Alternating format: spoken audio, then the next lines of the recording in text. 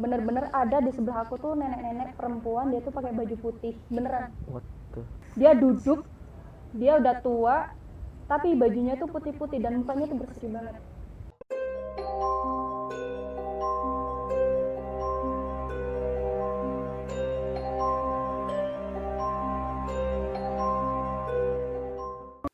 Assalamualaikum warahmatullahi wabarakatuh. Selamat siang untuk teman-teman dan para penonton setia Alkisah. Kali ini kita kedatangan tamu, yaitu seorang wanita yang sangat cantik dari daerah Malang Selatan yang punya cerita horor sedikit. Jadi kali ini kita akan mengulik sedikit cerita horor dari mbaknya. Langsung aja kita ajak kenalan. Oke mbak, selamat siang mbak. Selamat siang. Ini mbaknya namanya siapa nih kalau boleh tahu? Nama saya Yusya Anggreni. Yusya Anggreni ya. Iya. Dari Indonesia apa namanya? Gudang Legi. Gudang Legi, Malang Gudang Legi. Untuk cerita horornya mbak, ini yang mau dibagikan cerita horornya ada nggak? Maksudnya cerita horornya itu dimulai dari sejak kapan atau ketemu hal-hal horor itu apa aja gitu? Sebenarnya sih banyak ya, mulai dari aku bayi sih sebenarnya, mulai dari aku iya. lahir itu keluarga aku udah pada ada yang bilang gitu loh, kalau kamu itu ada titisan dari mbah kamu yang ada yang di Banyuwangi. Ya. Tahu kan Banyuwangi? Ya, Ada di cukup Banyuwangi. tahu lah Terus kita. katanya apa ya, terkenal sakti gitu loh. Oh. Tapi beliau udah meninggal. Dan aku tahu, terus aku tanya sama orang tua tuh waktu aku kuliah semester 2. Dulu aku kos di belakangnya kuburan ya. Di belakang kuburan. Belakang kuburan. Iya. Enggak, maksudnya kok kos di belakang kuburan itu motivasinya apa? Apa emang udah mentok ada cari yang murah atau emang dapetnya kayak itu? Kan anak kosan bro, jadi ya cari yang murah, terus deket kampus, terus meminimalisir budget untuk biaya transport lah. Transport, jadi jalan kaki, terus adanya di belakang kuburan, akhirnya ya udah yang deket di dapet lah itu. Iya, deket kampusnya di belakang kuburan itu. Terus akhirnya aku kos di situ. Aku kos sama anak dari luar Jawa. Luar Jawa. Terus katanya dia tuh sering lihat aku tuh kalau tengah malam itu beda gitu loh. Maksudnya gimana ya? Kan kita kan satu kamar 2 orang bro. Kayak tingkah laku aku tuh beda gitu loh. Beda gitu. Terus pernah ketika aku mungkin atau entah kecapean atau aku halusinasi ya. Aku pulang kuliah kan sore. Ya, pulang kuliah sore itu kan aku tidur, temen aku kan dia mohon maaf ya, non muslim. Terus akhirnya dia kan ada kegiatan di kampus. Terus aku kan di kos sendirian, aku ketiduran. Aku ketiduran tuh nyenyak banget tidurnya. Terus pas bangun-bangun itu bener-bener ada di sebelah aku tuh nenek-nenek perempuan, dia tuh pakai baju putih beneran. Pakai baju putih. Aku 100% udah sadar, udah bangun kayak kita udah bangun, udah nyawa, udah ngumpul semua kan. Terus di sebelah aku itu di tempat tidur kan hadap selatan ya, selatan sini kayak. Terus aku tidurnya tuh kan bangun, terus aku miring dulu, terus aku gini kan, aku gini. Terus di sebelah aku tuh langsung aku gini loh. Dia tuh ada depan gitu. Iya, depan aku. Dia duduk, dia udah tua tapi bajunya tuh putih-putih dan mukanya tuh berseri banget. Jelas itu. Jelas, beneran 100% jelas. Kan aku udah hitungannya udah bangun kan. Terus itu sih kejadian yang paling bener-bener nyata buat aku. Terus karena itu apa, muka kaget, ya, teriak kaget. Terus apa? aku cuma diem, aku kan ada sini, terus set, aku kan pertama gini, terus balik badan ini set, terus aku lihat ada nenek-nenek perhatiin aku gitu. Terus aku diem aja, soalnya apa ya, aku mikirnya gini, oh iya, orang tua kan udah bilang kalau aku tuh almarhum dari neneknya ibu aku itu emang ada yang titisan seperti itu. Ada titisan seperti itu, katanya 7 turunan gitu. Terus disitu aku nggak kaget, aku nggak takut, jadi aku cuma diem aja, aku dingin gitu. Terus akhirnya aku tiba-tiba aku langsung ngantuk lagi, entah itu dari apa ya, entah itu karena ketakutan atau apa, enggak, sebenarnya nggak refleks, langsung ngantuk, langsung tidur lagi. Itu nggak ngimpi loh, itu aku nggak ngimpi, itu nyata banget, terasa nyata banget ya. Terus aku tidur lagi, terus habis maghrib temanku yang dari luar Jawa itu pulang ke kos. Terus aku cerita sama dia, aku gini, terus dia tuh ketakutan, akhirnya dia tuh mau pindah kos, nggak mau satu kos Sampai lagi. Astaga, padahal aku tuh mikirnya gini, udah kos murah, 2 orang lagi kan bisa diparuh kan gitu, bisa meminimalisir budget kan belum nikah bro, belum nikah, ya Allah, belum kerja kan, masih kuliah, jadi cari yang murah-murah gitu. Iya sih. Terus akhirnya dia sampai kepikiran mau cari kos lain karena dia udah nggak betah sama tingkah Takut lah ya. abnormal tuh. Iya, takut. Cuman aku tapi nggak ngerugiin orang lain gitu, nggak ngerugiin ibu kos, nggak ngerugiin keluarga, nggak ngerugiin orang sekitar lah. Iya, malah teman-teman kosku itu sama teman-teman di kampusku tuh pada apa ya, sering menanggapi aku gitu. Soalnya apa, tiap mereka tanya, aku jawab itu pasti 100% betul. Entah itu kebetulan atau 100%. Iya, entah itu kebetulan atau sugesti terdorong dari sugesti, nggak tahu. Itu kayak apa ya, bener-bener 100% gitu loh. Kayak mereka gini ya, sempet temanku kan tanya, nanti aku nikah sama siapa lulus? Terus aku jawab ini, misalnya si A tanya, aku nanti nikah sama siapa ketika lulus? Terus aku bilang si B gitu ya. Terus gimana kedepannya aku sama si ini terus untuk kelanjutan rumah tangga aku? Terus aku bilang, mending kamu jangan nikah sama dia gini. Terus kamu banyak halangan, banyak rintangan, banyak tantangan juga. Nanti kamu kan berhenti tengah jalan. Ternyata dia nggak ngaruhin, maksudnya nggak indahkan lah. Dia nggak percaya sama omonganku. Ternyata 100% bener. Dia langsung WA aku. Padahal kita lost kontak, dia WA aku, bener semua yang apa kamu katain gitu. Yang kemarin kamu katakan itu bener, iya bener. Jadi aku kayak gimana ya Allah, ini tuh suatu anugerah atau apa gitu loh, atau musibah gitu. Nah iya bener.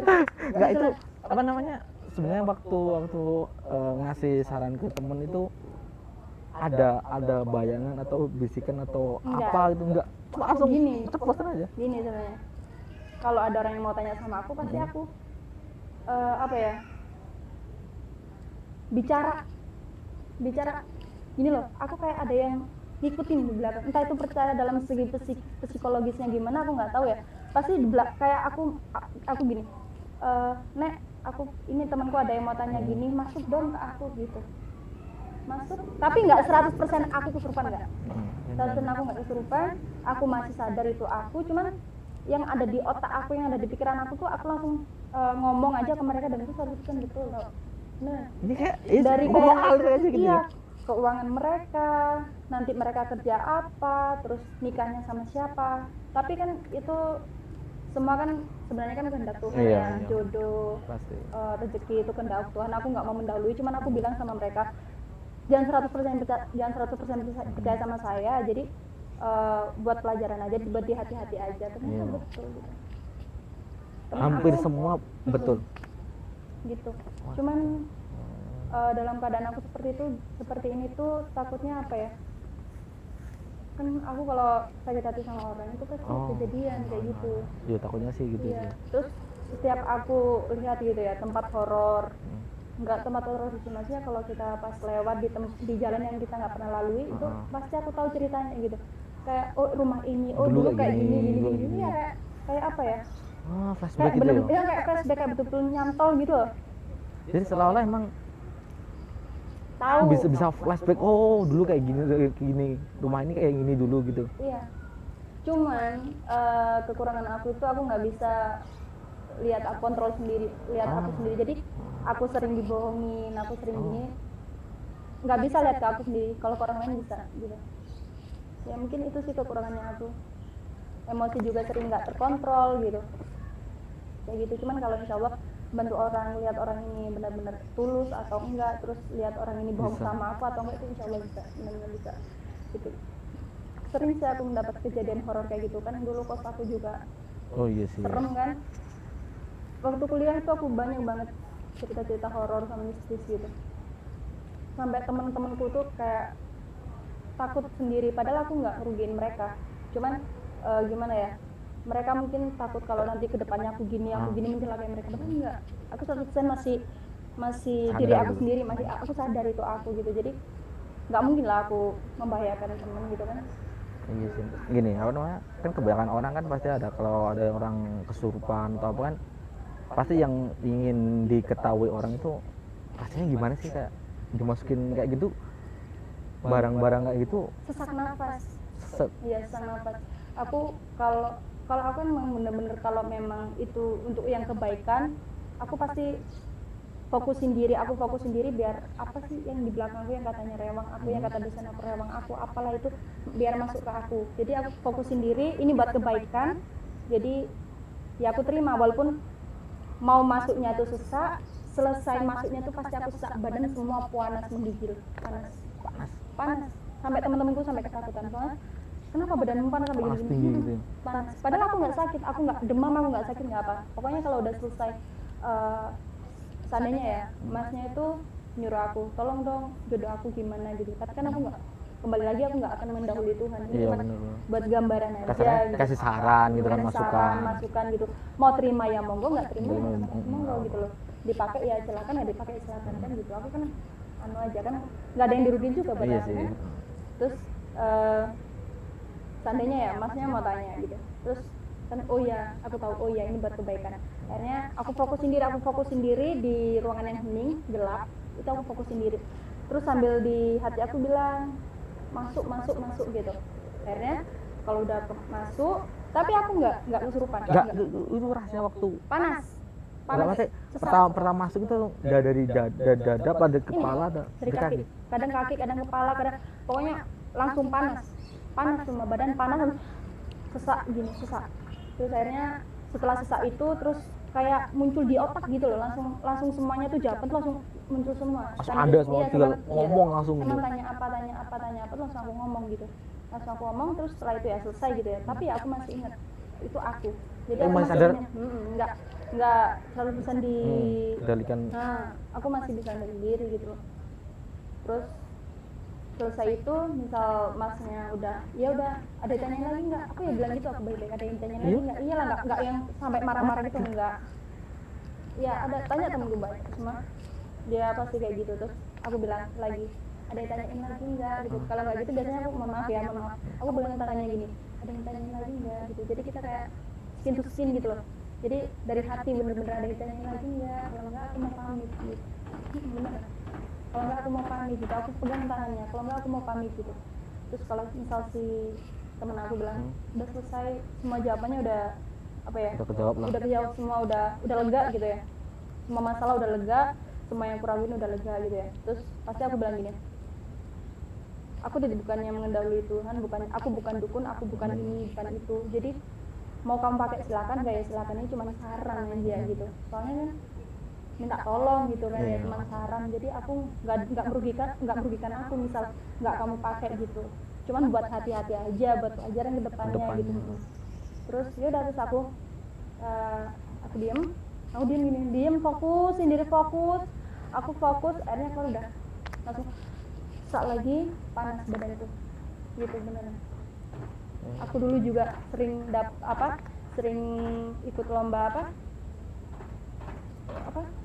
lomba lucu-lucu itu, stand up ya. Iya, serius? Iya, aku dulu ikut stand up di SMA aku ya. Kan aku kan orangnya minder, insecure gitu, iya. nggak bisa lihat tatapan muka sama banyak orang tuh nggak bisa, jadi aku fokus sendiri, aku bilang aku bisa masuk, jadi aku naik pentas pun semua panitia takut, soalnya badanku panas semua, aku nggak menggigil, nggak apa, aku nggak demam, kamu beneran mau maju, mundur nggak apa-apa, nanti diganti yang lain nggak apa-apa, kalau misal kelas kita didiskualifikasi terus kita cobain nggak apa-apa, soalnya badan kamu panas, enggak soalnya Tiba-tiba apa namanya suhu badan naik langsung gitu. panas semua. Akhirnya aku maju ya lancar aja, terus aku turun panas lagi, terus udah. Jadi ada sisi positif dan negatifnya. Kalau positifnya apa ya, insya Allah lah aku buat untuk yang kebaikan, terus nolong teman, terus kasih saran gitu, buat apa ya, kasih motivasi sendiri buat aku, terus juga menjaga aku, soalnya kan apa ya, tiap aku mau kemana gitu kayak ada pikiran, oh jangan ke situ, pasti kejadian gitu loh, real gitu loh. Terus untuk negatifnya ya itu apa, jangan terlalu percaya, Iya kan sih, bahaya juga sih. sama percaya sama Allah aja gitu. Itu apa namanya kan dengan kasarannya bisa dibilang apa ya, kelebihan lah yang diberikan Allah lah. Nah, dengan kelebihan seperti itu kan pasti dengan beberapa temenmu ada nggak yang mau memanfaatkan kelebihan itu? Ada sih, Ada. ada. Ya ada yang nerima, ada yang enggak, kan otomatisnya nggak mungkin 100% nerima kan teman-teman, ada yang enggak gitu ya. Dia pernah sih memanfaatkan kayak apa ya, aku diajak ke kuburan. Iya? Iya, sama dia diajak apa sih tuh namanya, Kak mohon jurik maaf gitu. ya, cari Oh, Cari apa namanya? kayak apa sih nomor. togel gitu. Nah iya, Iya. iya aku sampai iya aku sampai ya Allah kayak gitu. Terus akhirnya aku tuh tanya-tanya sama teman-temanku yang yang lulusan apa psikolog. Aku tanya-tanya Ya, semua secara akademis lah. aku tanya-tanya, pernah sih aku face to face sama psikolog ya, psikolog. Terus dia bilang coba kamu gambar gitu. Terus aku gambar, terus kamu kayaknya kamu ada apa waktu kamu apa ya, acting itu kayak gimana ya? Pokoknya intinya tuh semua perilaku aku kan kayak bukan menyimpang, Aneh. beda, aneh gitu. Terus dia tanya kamu ada apa sih sebenarnya? Enggak, sebenarnya. Terus aku jawab Biasa aja gitu kan? biasa aja, nggak ada yang rugiin, nggak ada yang apa ya, Jadi ngerasa diri nggak ada yang aneh juga gitu kan? nggak ada Biasa yang aja gitu loh. biasa aja gitu loh. Ya aku ya kayak orang normal biasanya gitu. Terus Cuman orang-orang nganggapnya ada yang aneh iya gitu. ada yang aneh gitu, sampai lo pernah ada yang bilang ih kamu gila, kamu gini, kamu bilang iya. Aku sampai pernah lo drop itu, diem di kamar, ya Allah ini Kok gini amat gitu. gini amat aku gitu kan kadang-kadang orang kan nggak selalu ada yang terima. Iya kan sih, pasti. ada yang nggak terima gitu, apa kontras gitu. Terus akhirnya aku sampai sempet kontekan sama dosen ekku yang tadi yang aku bilang. Terus aku ke rumahnya, aku kontekan, Bu, aku bener-bener pengen ngilangin ini, aku gini, aku udah dibilangin stres, aku udah dibilangin apa, gila, segala macam. Padahal aku nggak ngerugiin mereka, aku juga nggak minta uang untuk ketika mereka tanya-tanya, aku cuma ngasih solusi dan saran. Aku nggak apa ya, bener-bener nggak ngerugiin mereka gitu. Maksudnya ngalir aja gitu. Ikhlas lah, membantu ikhlas, dan ikhlas gitu loh. membantu gitu. Terus kok aku dibilang gila, aku dibilang gini gitu. Terus si ibu bilang gini, jangan, si dosen aku bilang jangan, itu suatu anugerah ya, kamu apa ya, kamu kembangin lah untuk yang kebaikan gitu. Terus dia bilang gitu. Terus aku bilang, aduh kayaknya udah nggak kuat aku sama cacian, sama pokoknya aku sering dibilangin gila tau. Beneran. Aku dibilangin gila sampai pernah loh aku apa, saking aku apa ya, frustasi. Terus aku udah frustasi kan ya, kayak ada apa ya, sosok di depan aku gitu loh, yang kayak yang tadi aku bilang yang nenek-nenek tua itu di depan aku, dia tuh mukanya udah jelek semuanya, nggak tahu aku kiriman dari mana. Iya kan, emang di keluarga aku kan emang apa ya, banyak yang nggak suka, banyak yang kontras, ada suka sekelilingnya itu kan nggak suka. Soalnya keluarga aku kan dari Banyuwangi gitu ya, dari Banyuwangi, terus juga bapak dari Madura, mereka kan hidup di sini, jadi kan kayak orang baru tapi kok udah istilahnya udah sukses lah gitu. Alhamdulillah maksudnya udah kecukupan lah gitu ya. Jadi banyak yang nggak suka gitu di sekelilingnya tuh, banyak yang nggak suka. Terus akhirnya aku nggak tahu ini kiriman dari mana gitu loh. Pas malam-malam itu aku udah sakit hati banget. Ini kok nggak hilang-hilang ini apa? Yang sosok ini. Sosok jelek ini kok nggak hilang-hilang. Aku sampai sakit hati, aku sampai kayak bener-bener frustasi, aku sakit hati, aku emosi. Terus aku teriak apa ya? Teriak kalau bahasa kasar lah pokoknya bahasa kasar lah. Aku teriak, aku sakit hati sama diri aku. Pokoknya aku pengen kalau memang dia tuh apa ya, Intinya cepet hilang gitu. aku kok Udah kayak sakit gedek hati, gitu kan. nah udah sakit hati, ini kiriman dari mana gitu loh. Nah setelah itu